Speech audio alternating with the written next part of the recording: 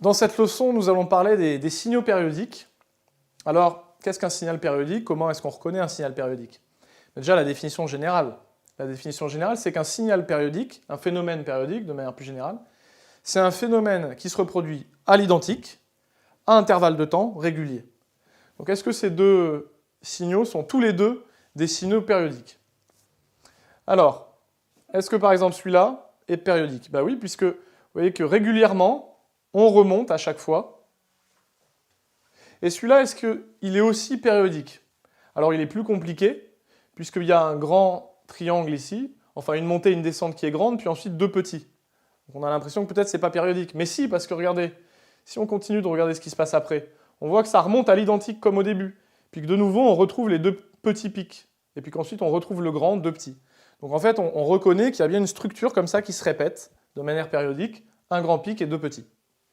Donc au final, les deux signaux, même s'ils n'ont pas la même complexité, tous les deux, ce sont bien des signaux périodiques, puisqu'effectivement, il y a un phénomène qui se reproduit à l'identique à intervalles de temps réguliers. Ça, ou juste ça. Alors maintenant, une fois qu'on a compris qu'il allait y avoir un phénomène qui se reproduit, on peut passer à un travail plus précis sur ces schémas et ressortir deux informations capitales. La première, c'est la période, et la deuxième, c'est la fréquence qui se déduit de la période d'ailleurs. Donc qu'est-ce que c'est que la période, de manière littéraire, disons? La période, c'est la plus petite durée au bout de laquelle le signal se reproduit à l'identique. Et ce qui est très important, c'est qu'il faut absolument que tu saches que c'est noté grand T. Tout le temps. Pas une fois ou de temps en temps. La période sera toujours notée grand T dans tes exercices, dans tes contrôles, etc.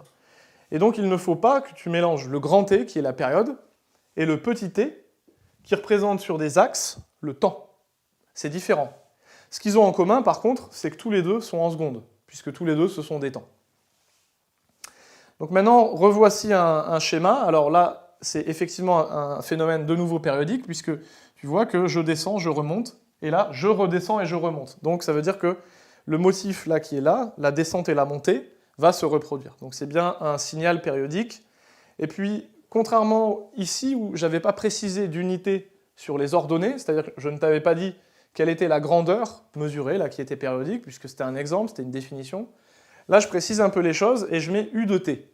Alors, U de t, là encore, tu dois savoir, normalement, ou il faut que tu le saches maintenant, que c'est la lettre consacrée, la lettre qui est très souvent utilisée pour les tensions. Donc là, en fait, ce que je représente, c'est une tension en fonction du temps. Et donc, elle oscille de façon triangulaire. On appelle ça un signal triangulaire, d'ailleurs. Alors, on voit qu'elle oscille, du coup, de temps en temps à des valeurs basses et ensuite à des valeurs hautes. Et donc, puisque ça se reproduit, ce signal, les valeurs les plus basses seront tout le temps les mêmes. Et donc, on va appeler cette valeur la plus basse, là, celle-ci, celle-ci, celle-ci, etc. On peut la reporter sur l'axe des ordonnées et la repérer comme étant U-min, la tension minimale de ce signal périodique. Puis on peut faire la même chose pour les valeurs maximales, qui sont là, là, là et là. Donc toutes ces valeurs maximales sont les mêmes, puisque le signal se reproduit à chaque fois à l'identique, et on note la tension maximale Umax. Alors maintenant, revenons-en sur la période. On a dit que c'était la plus petite durée, au bout de laquelle le signal se reproduit. Ben, on peut la repérer là, puisque ici on était en haut, et l'instant suivant, on retourne en haut, c'est ici. Donc à partir de là, ça veut dire que ce bout-là va se reproduire. Donc le temps qui s'est écoulé entre là et là est appelé la période, on l'a vu. Donc je note que cette différence de temps ici, entre ce temps-là et ce temps-là, est notée grand T, la période, en secondes. Mais je peux aussi la repérer à différents endroits sur ce graphique. Puisque tout ce qui compte, c'est que je repère deux endroits identiques. Donc par exemple, les deux minimaux, là, forme deux points où effectivement, là on va avoir de nouveau ce triangle qui se reproduit. Donc là encore, on peut noter ici, repérer la période grand T. Ce fameux signal qui se reproduit à l'identique, eh bien c'est ce qu'on appelle le motif. Donc le motif élémentaire, ici, peut être repéré, par exemple ici. Ça c'est bien le motif élémentaire. Puisqu'à partir de ça, on peut le décaler, le recopier, décaler, recopier, décaler, recopier, et on a notre signal. Mais le motif élémentaire, ça peut aussi être quelque chose d'un peu plus compliqué, c'est-à-dire que je peux commencer au milieu ici et finir ici.